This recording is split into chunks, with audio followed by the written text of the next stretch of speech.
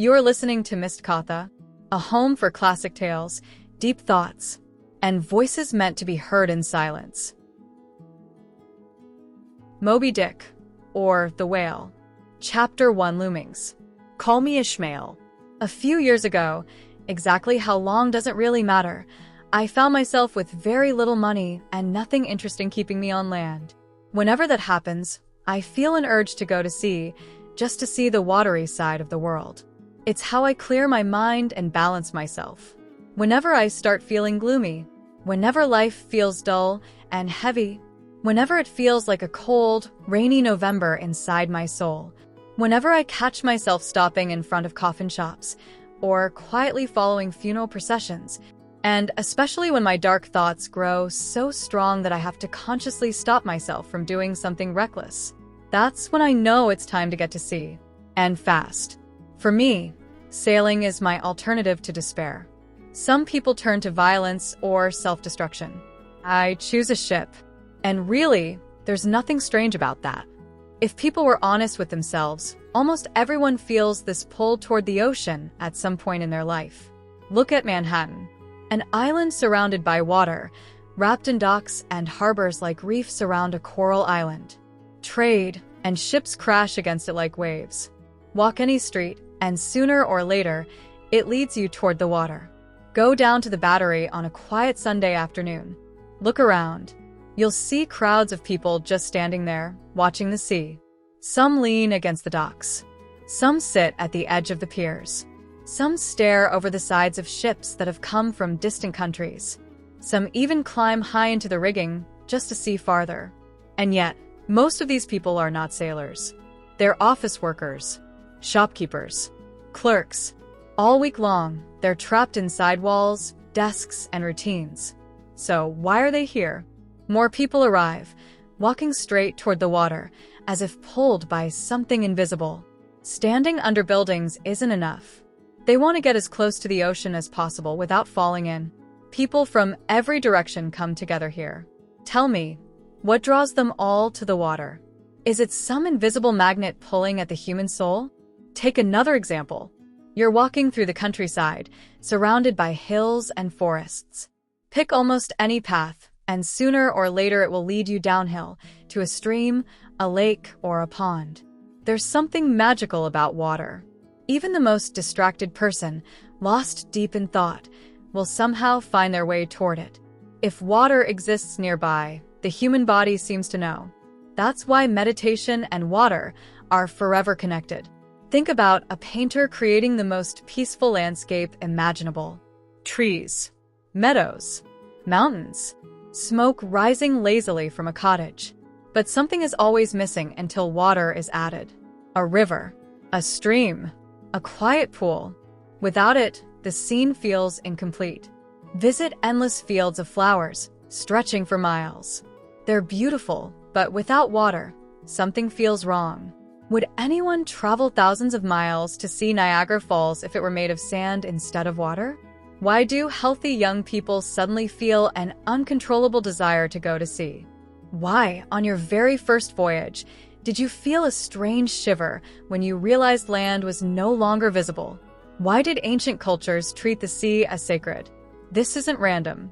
It connects to the old story of Narcissus, who drowned while trying to grasp his reflection in the water. Because what he was really reaching for wasn't himself, it was life itself. Water reflects the mystery we can see, but never fully touch. Now, when I say I go to sea often, I should explain I never go as a passenger. Passengers need money, and I usually don't have much of it. Besides, passengers get sick, irritated, and uncomfortable. They rarely enjoy themselves. I also never go as a captain, an officer, or even a cook. I leave titles and authority to people who enjoy them. When I go to sea, I go as a simple sailor, right at the front of the ship, down in the forecastle, climbing masts, scrubbing decks, following orders. Yes, I get bossed around. Yes, I'm told what to do. At first, it hurts your pride, especially if you were respected on land. But that feeling fades. What does it really matter if an old sea captain orders me to sweep the deck? Does that make me less human? Does it make me less worthy? Everyone serves someone in this world. In one way or another, we're all under orders. Out at sea, at least the work is honest. The air is clean. The movement keeps the body alive. And oddly enough, it's often the sailors, the lowest-ranked men, who feel the world first. Leaders breathe the air after everyone else. So, why did I decide to join a whaling voyage this time? I can't fully explain it. It felt like fate, like something already planned long before I understood it. But one reason stands out above all others. The white whale, a creature so massive, mysterious, and terrifying that it awakens something deep inside me. The distant oceans where he roams, the dangers no one can name, the strange wonders of unknown seas. I've always felt an itch for faraway places. I love forbidden waters. I love distant shores, not because they are safe, but because they are unknown. And so, pulled by curiosity, fate, and the endless call of the sea, I set out on a whaling voyage. And that is how this story begins. From Mystkatha, we continue with the next chapter.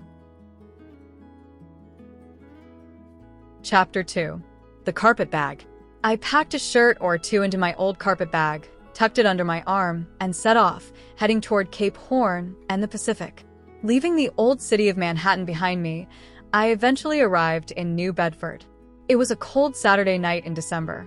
I was disappointed to learn that the small boat to Nantucket had already sailed, and that there wouldn't be another chance to reach the island until Monday. Now, most young men planning to join a whaling voyage stop in New Bedford before setting sail. But I hadn't planned to do that. I had already made up my mind. I wanted to sail only on a Nantucket ship. There was something bold and wild about that famous old island that deeply appealed to me. And even though New Bedford had recently taken over most of the whaling business, Nantucket was where it all truly began. It was the original birthplace of American whaling, the place where the first whale was ever brought ashore. From there, the first native whalers set out in simple canoes to chase the great whales. And from there too, according to legend, a small ship once sailed out carrying stones just to throw at whales, to see how close they could get before daring to use a harpoon. Since I had to spend a full day and another night in New Bedford before continuing my journey, I needed to find a place to eat and sleep. The night was dark, bitterly cold, and deeply depressing. I didn't know a single person in town. I checked my pockets and found only a few silver coins. Well, Ishmael, I said to myself, standing alone in a gloomy street, wherever you decide to stay tonight, make sure you ask the price, and don't be too picky. I walked slowly through the streets and passed a place called the Crossed Harpoons, but it looked too cheerful and probably too expensive. Farther on, I saw the glowing red windows of the Swordfish Inn. Light poured out onto the snow-covered street, and I could hear laughter and glasses clinking inside. Too lively, too costly, I thought. Move on, Ishmael, I told myself. Your worn-out boots don't belong here. So I kept walking, following the streets that led toward the water. I figured the inns near the docks would be cheaper, if nothing else. The streets became darker and lonelier. Buildings looked more like blocks of shadow than houses. Every now and then, a single candle flickered in the distance, like a light inside a tomb. At this late hour, the area was nearly deserted. Eventually, I saw a smoky light coming from a low, wide building with its doors standing open.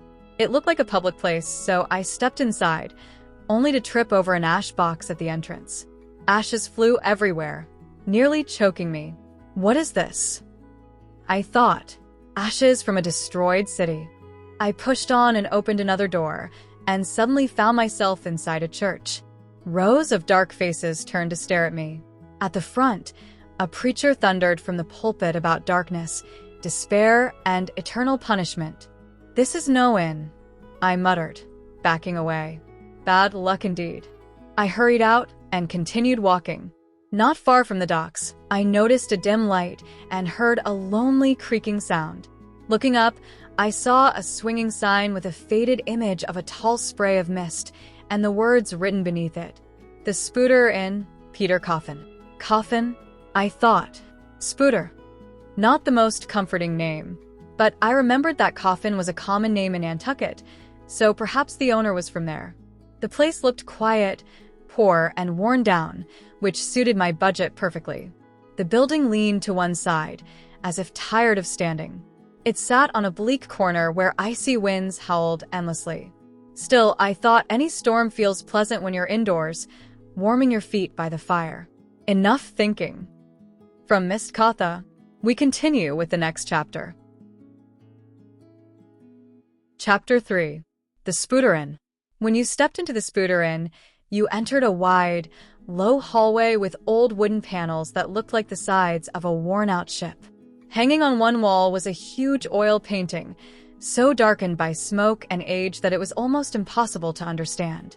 You could stare at it again and again, even ask other people about it, and still not be sure what it was meant to show. At first glance, it looked like pure chaos, shadows piled on shadows. But the longer you studied it, especially when you opened a small window for better light, you began to see something more. What confused you most was a long, dark shape in the center of the painting, floating over 3 faint vertical lines in a stormy blur of color. It was unsettling, messy, gloomy, almost disturbing. And yet, there was something powerful about it that held your attention. Suddenly it struck you. Could that dark shape be a giant whale? Yes, that had to be it. After hearing many opinions from older people, I came to believe the painting showed a ship battling a violent storm near Cape Horn. The ship was nearly destroyed, with only its 3 broken masts still visible. And rising above it was an enraged whale, leaping straight toward the ship, about to impale itself on those mastheads. The opposite wall of the hallway was covered with savage-looking weapons, clubs and spears decorated with teeth, hair, and strange carvings. Some looked like tools made for harvesting death. Mixed in among them were old, rusted harpoons and whaling lances, each with a story behind it, weapons that had once killed whales across distant seas. Crossing this dark hallway, you entered the main room. It was even darker inside. The ceiling beams were low and heavy, and the floorboards were old and warped. The whole place felt like the inside of a ship creaking in a storm. Along one wall stood a long table covered with dusty glass cases, filled with odd treasures from faraway lands. In the corner was the bar, shaped roughly like a whale's head. A massive whale jaw arched overhead, so wide a carriage could almost pass beneath it. Inside this jaw stood the landlord, a small, wrinkled old man, selling sailors their drinks, strong enough to bring joy, madness, or death. The glasses he used were deceptive, wide at the top, narrow at the bottom, marked with lines that showed how much you paid as the drink rose. The full-S glass, the Cape Horn measure, cost $1. When I entered, a group of young sailors sat around a table examining carved whalebone souvenirs. I asked the landlord for a room. "No beds left," he said. "But you don't mind sharing with a harpooner, do you? You're going whaling. You'll have to get used to it." I told him I didn't like sleeping with another man, but if the harpooner seemed decent, I'd rather share than wander the streets all night. "That's settled then," he said. "Sit down. Supper's coming." At supper, I whispered, "That fellow eating dumplings, he's not the harpooner, is he?" "No," the landlord said with a grin. "The harpooner's dark-skinned. Eats nothing but rare steaks." That didn't comfort me at all.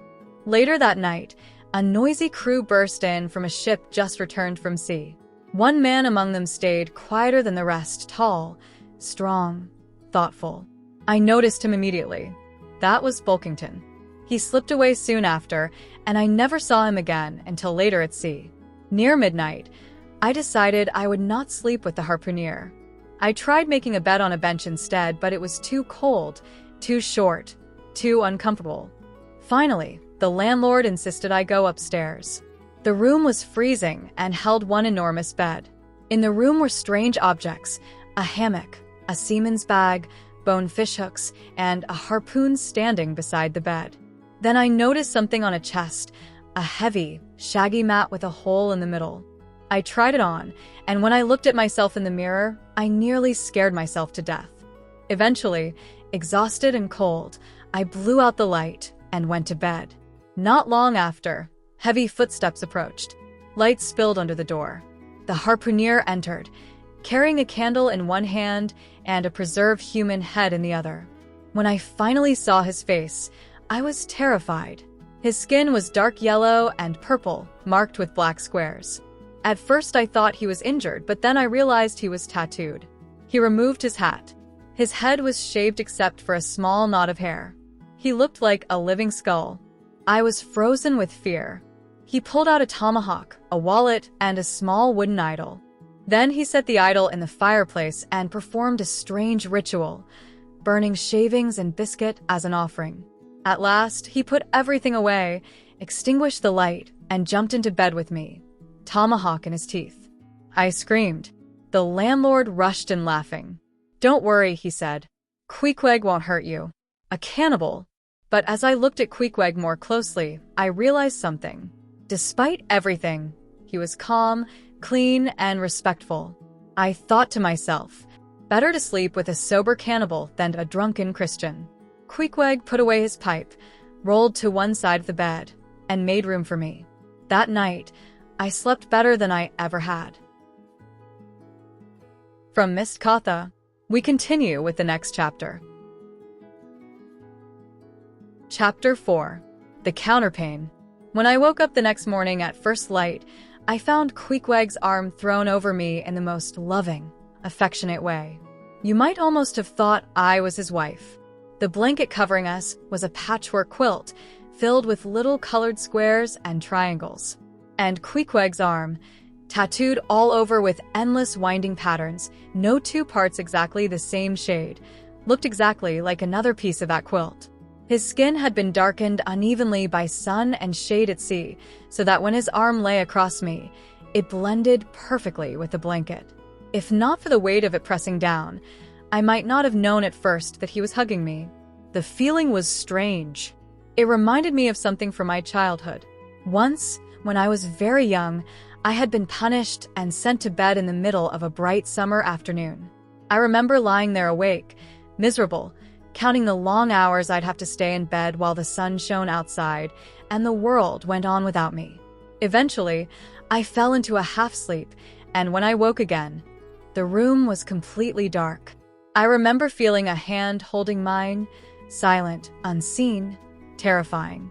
I was frozen with fear, unable to move, convinced that if I so much as twitched, something dreadful would happen. Even now, I can't fully explain that memory. Take away the fear from that childhood moment, and you'll understand how I felt waking up with Queequeg's arm around me. At first, I lay there stunned. Then the events of the night came back to me, one by one. And suddenly the whole thing struck me as ridiculous. I tried gently to move his arm, break his tight, bridegroom-like grip, but even in his sleep he held on, as though nothing short of death would separate us. I tried to wake him. "Queequeg." No response, just a snore. I rolled slightly, my neck stiff and sore, and felt a sharp scratch. Pulling back the blanket, I saw the tomahawk lying beside him in bed, resting there as peacefully as a baby. Well, this is a fine situation, I thought. Here I was in broad daylight, in a strange house, sharing a bed with a cannibal and a tomahawk. "Queequeg," I said again. "For heaven's sake, wake up." After much wriggling and complaining about the indecency of hugging another man like a newlywed, I finally got a grunt out of him. He drew his arm back, shook himself like a wet dog, and sat up stiffly, staring at me while rubbing his eyes, clearly trying to remember how I had ended up there. By then, I was no longer afraid. Instead, I watched him with curiosity. Once he seemed to understand who I was, he jumped out of bed and made it clear, through gestures and sounds, that he would dress first and then leave me alone to dress afterward. I thought this was surprisingly polite. In truth, for all their reputation, people like Queequeg have a natural sense of courtesy. He treated me with kindness, while I was the one staring rudely at him like some rare animal. Queequeg was worth watching, though you don't meet someone like him every day. He began dressing by putting on his tall beaver hat, before his trousers. Then, still half undressed, he went looking for his boots. What he did next completely baffled me. Holding his boots and wearing his hat, He crawled under the bed and began struggling noisily to put them on down there. Why a man should hide under a bed to put on boots, I'll never know. Queequeg was halfway between savage and civilized, just civilized enough to wear boots, but still savage enough to put them on in the strangest way possible. Eventually, he emerged, hat crushed down over his eyes, limping around the room as if the stiff boots were torturing him. They were probably damp, badly fitted, and uncomfortable in the cold morning. Noticing that anyone across the narrow street could see straight into the room, and seeing how indecent his outfit still was, hat and boots, little else, I urged him to hurry up and put on his trousers. He did so at once. Then he washed himself. But instead of washing his face like any Christian would, he washed only his chest, arms, and hands. After that, he picked up a bar of soap, dipped it in water, and began lathering his face. I waited to see where he kept his razor. To my astonishment, he grabbed the harpoon standing by the bed, removed the wooden handle, sharpened the steel head briefly on his boot, and calmly began shaving his face with it, scraping away at his cheeks as if it were the most natural thing in the world. I stared in disbelief. Later, I understood. A harpoon is made of extremely fine steel, and its edges are kept razor sharp. Once he finished shaving, the rest was quick. Fully dressed now, Queequeg wrapped himself in his heavy pilot jacket, picked up his harpoon like a general's baton, and marched proudly out of the room. The sea grows quiet here. We sail on soon. If this story moved you, like, share, and subscribe to Mystkatha. More stories await whenever you're ready to listen.